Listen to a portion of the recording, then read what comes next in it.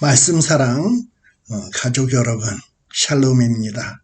그동안 잘 지내셨는지요? 또 오늘 또 우리 하나님의 말씀을 함께 공부하도록 하겠습니다. 지난 시간에 이어서 또 우리 마태복음 19장에 나오는 말씀, 특별히 19장 13절에서부터 나오는 말씀을 우리 함께 살피도록 하겠습니다. 제가 화면을 좀 전환을 해야 되겠죠.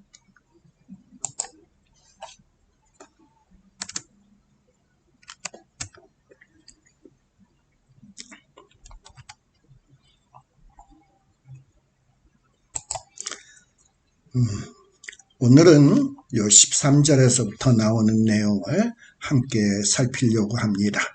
13절에 보면 그때에 라는 말로 시작을 하고 있습니다. 우리 예수님께서 바리새인들과 이혼 문제를 놓고 논쟁을 하셨습니다. 그리고 그 사건 뒤에 또 제자들에게 어떤 독신으로 사는 것이 좋은지 이런 문제에 대해서 살피었습니다. 제자들은 바리새인들과 예수님이 논쟁하는 장면을 보고서는 정말 그렇게 까다로우면 우리가 혼자 사는 게 낫겠습니다 라고 얘기할 때 우리 주님께서는 창조의 원리를 들어서 이 독신으로 사는 문제에 대해서 몇 가지 가르침을 주셨죠. 이렇게 결혼 문제에 대해서 언급하신 뒤에 요 13절서부터는 이 결혼의 열매로서 태어나는 결혼의 열매로서 생겨나는 어린아이들에 대한 문제가 또다시 언급되고 있습니다. 우리 이미 18장에서도 누가 천국에서 더 큰 자가 되냐라고 제자들이 주님에게 질문했을 때 주님께서 제자들 가운데 한 어린아이를 세우시고 천국은 어린아이들과 같이 되지 아니하면 천국에 들어올 수 없다라는 말씀을 해주셨죠. 그런데 여기 19장 13절에 보면 또다시 어린아이에 대한 문제가 등장을 하게 됩니다. 바로 이렇게 바리새인들과 논쟁이 끝난 후 그리고 제자들에게 어떤 독신의 문제에 대해서 예수님이 가르침을 준 다음에 아마도 베레아에 있었던 사람들이 자신의 아이들을 데리고 우리 예수님이 자기들의 그 아이들에게 안수해주고 그리고 그 아이들을 위해서 기도해 주기를 간절히 바랬던 것 같아요. 그래서 이 어린아이들을 데리고 막 온 거지. 또 우리 예수님께서 천국은 어린아이들과 같지 않냐면 천국에 들어올 수 없다라고 얘기했는 말이 퍼졌는지 모르지만 아무튼 부모들이 우리 예수님은 어린아이를 귀히 여기셔. 그리고 어린아이 같지 않으면 천국에 들어올 수 없다고 했어. 그러니까 어린아이들을 데리고 가면 우리 주님께서는 이 아이를 축복하고 안수해 줄 거야 하고서는 어린아이들을 막 데리고 온 거예요. 그런데 제자들이 이 어린아이를 보고서는 뭐하냐? 이 어린아이를 당시에 어떤 취급했다고요? 아무것도 아닌 존재, 아무것도 아닌 존재로 취급을 했잖아요. 그래서 이 아무것도 아닌 존재로 취급한 아이들을 데리고 오니까 이놈의 아이들, 이 귀찮은 아이들을 왜 데리고 오는 거야? 이러면서 제자들이 부모들을 혹은 함께 온 아이들을 꾸짖으면서 너희들 왜 지금 여기가 어떤 자리인데 오는 거야? 하고서 꾸짖었던 것 같아요. 근데 이때에 우리 예수님께서는 이 어린아이들을 놓고 가르침을 주는 내용이 오늘 읽은 요 말씀입니다. 사실 앞에서는 우리 조금 전에 얘기했습니다만 결혼, 창조의 질서로 하나님께서 주신 결혼, 하나님의 축복이에요. 그리고 이 결혼은 신성하고 귀한 거예요. 근데 이 결혼 생활의 고귀한 열매, 이 열매들, 아이들을 데리고 왔을 때 제자들은 꾸짖는 반면에 우리 예수님은 이 어린아이들을 인정해 주시고 안수하고 축복하고 계심을 우리가 볼 수 있습니다. 그러면서 주님은 말씀하시기를 천국은 이 어린아이와 같은 자들의 것임을 분명히 가르치셨어요. 그리고 어린아이들을 안수하시면서 축복하시는 장면이 지금 우리가 공부하는 내용입니다. 사실 당시에 이 사람들은 자기의 그 귀한 자식들을 종종 랍비들 또는 그 유대인들의 그 지도자인 장로들에게 데리고 가서 안수해 주세요. 그리고 이 안수라는 방법을 통해서 자식들이 축복받기를 원했어요. 이런 것은 우리 창세기에 보게 되면 가정의 가장 어른이 자녀들을 축복하죠. 창세기 48장에도 보게 되면 야곱이 죽기 전에 자기 아들들을 다 불러 모아놓고 안수하면서 축복하는 장면이 나오죠. 민수기에도 나옵니다. 또 사도행전 6장에도 보게 되면 사도 바울이 사도행전 6장에도 보면 이렇게 안수하고 축복하는 이런 장면이 나오게 됩니다. 이렇게 이 안수하는 축복은 안수 기도해 주는 것은 이미 일찍이 유대교 신약의 교회가 시작되기 전에 이스라엘 공동체 안에 그 유대교 안에서도 시행이 되고 있었어요.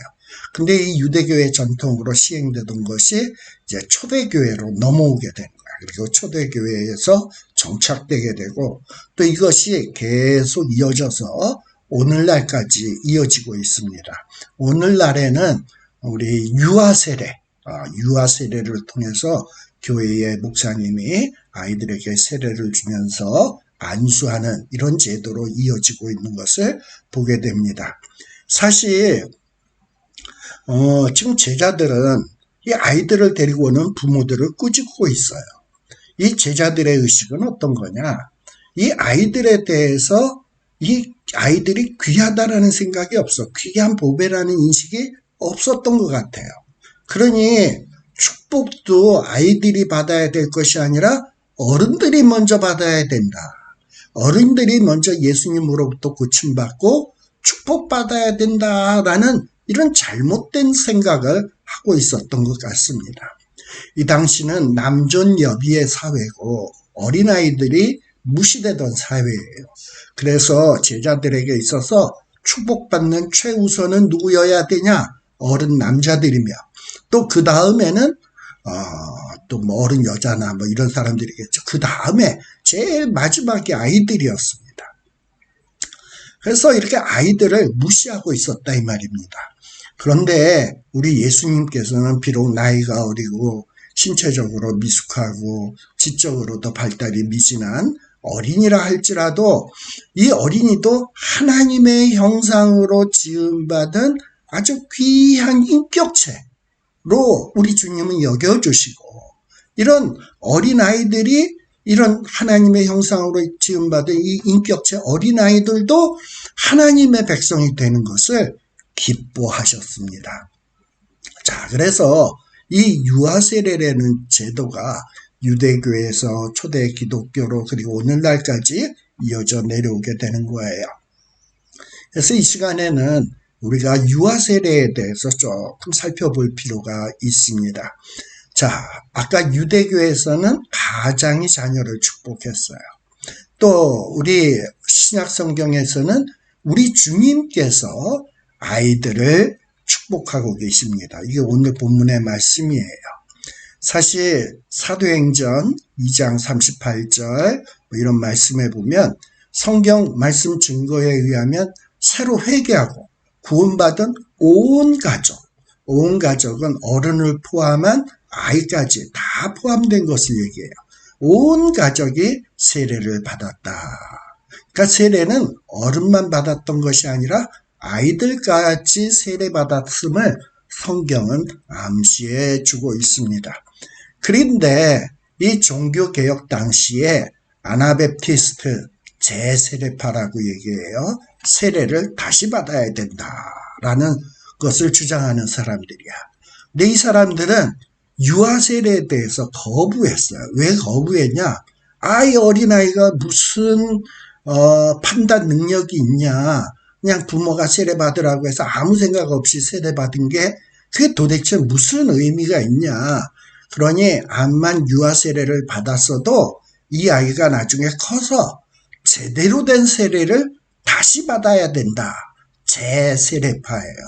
그래서 재세례를 받아야 그 세례가 효험이 있는 거지, 유아 세례만 가지고서는 효험이 없다라는 것을 주장하는 사람들이 재세례파입니다.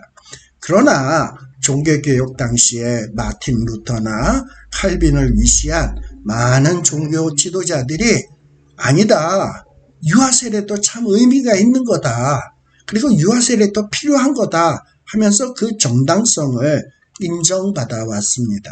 그럼 과연 우리는 어떤 입장을 취해야 되는가 하는 거예요. 사실 하나님 나라의 공동체 구성원은 어른들만 있는 게 아니에요. 어린아이도 포함하는 겁니다. 따라서 유아 시기부터 이 주님이 세우신 공동체의 일원으로 어린아이를 받아들이고 인정하는 것은 참으로 소중한 일입니다. 그리고 그 어린아이들에게 세례를 주고 그 어린아이들이 점차로 자라가면서 나중에 커서 스스로 신앙 고백을 할 때까지 거룩한 훈련을 시키고, 그리고 죄를 씻어 하나님의 거룩한 구원의 약속에 동참하도록 하기 위해서 우리가 세례를 주고 그들을 훈련시키는 것은 참으로 마땅한 바라고 우리가 생각해야 합니다. 특별히 종교개혁자들은 이 하나님의 은혜의 선제성, 또 어린아이의 신앙의 특이성에 근거해서 유아세례의 정당성을 주장을 했어요. 사실 이 유아세례는 어떻게 보면 좋은 측면, 장점이 있습니다. 어떤 장점이 있냐? 자녀에 대한 부모의 신앙적 책임을 일깨워주는 거예요. 우리가 부모가 어린아이를, 자기 아이들을 유아세례를 받게 함으로써 이 아이는 이제부터 하나님의 것이다. 그리고 나는 이 아이를 맡아 기르는 양육의 책임을 가진 부모다. 이 아이가 이제 세례받고 하나님의 것이 되었으니 내가 이 아이를 아무렇게나 키워서는 안 되고 신앙적으로 훌륭한 인격체로 키워야 되겠다 하는 책임감을 고취시키는데 이 유아세례의 의미가 있다라는 거예요. 또한 이 아이의 인격적 독립성, 이 아이도 인격체예요. 그렇기 때문에 이 아이도 인격체로서 하나님의 공동체 일원이 될 수 있어. 그래서 그런 것을 생각하면서 이 아이에게 유아세례를 시행해야 되는 겁니다. 근데 조심해야 될 점은 이런 어떤 중요한 의미는 망각한 채, 유아세례의 의미는 망각한 채 어떤 단순한 때가 됐으니까 유아세례 베푸는구나 하고서는 단순한 의식으로서 유아세례를 집행하는 것은 이건 정말 크나큰 잘못이 아닐 수 없습니다. 그래서 오늘날 부모들이 자녀를 데리고 와서 유아세례를 받을 때 이 유아세례의 의미가 무엇인가? 이 아이도 하나님 나라의 공동체가 돼야 돼. 그러기 위해서는 나는 이 아이를 이 유아세례를 받은 다음서부터 자라나서 이 아이가 독립적으로 신앙을 고백할 때까지 나는 이 아이를 믿음으로 잘 양육해야 될 책임이 내게 있어. 이 아이는 내게 아니야. 주님의 것이야. 그리고 주님이 내게 맡긴 일감이야. 라는 이런 의식을 가지고 유아세례를 베풀 때 그 유아세례가 참으로 의미 있는 것이다 라는 것을 명심하는 여러분들이 되시기를 바랍니다. 자, 그래서 이 유아세례에 대해서 지금 우리가 살피었습니다. 오늘 요 성경 공부의 내용은 지극히 간단했지만 그러나 우리 교회에서 연례적으로 행해지는 행사이니만큼 그 의미와 뜻을 분명히 기억하는 여러분들이 되시기를 간절히 바랍니다. 함께 기도하도록 하겠습니다. 하나님 아버지, 하나님이 거룩한 결혼이라는 제도를 통해서 우리에게 귀한 선물, 어린아이들을 우리에게 자녀로 주셨습니다. 하나님 아버지, 이 자녀들은 내 소유물이 아니고 어떤 나의 기쁨의 도구들이 아닙니다. 이 아이들은 우리 하나님께서 우리에게 맡기신 일감이요, 거룩한 하나님의 공동체의 일부분임을 우리들이 기억하고 이 아이들을 믿음으로 양육하고 말씀으로 교육시키는 일에 우리의 있는 힘을 다할 수 있는 저희들이 되게 하여 주시옵소서. 오늘날처럼 혼탁하고 어두운 이 세상에 우리의 믿음의 아이들이 세상에 물들지 않도록 하게 하여 주시고 다니엘, 사드락, 메삭, 아벳느고처럼 거룩을 유지하며 믿음의 순결을 유지하며 무럭무럭 자라나 이 시대를 변화시키는 느헤미야 같은 혹은 에스라와 같은 귀한 믿음의 용사들로 키움받게 하여 주시옵소서. 또 그에 대해서 막중한 책임이 우리에게 있음을 잊지 않는 저희들이 되게 하여 주시옵소서. 예수님 이름으로 기도드리옵나이다. 아멘. 수고하셨습니다. 마치겠습니다.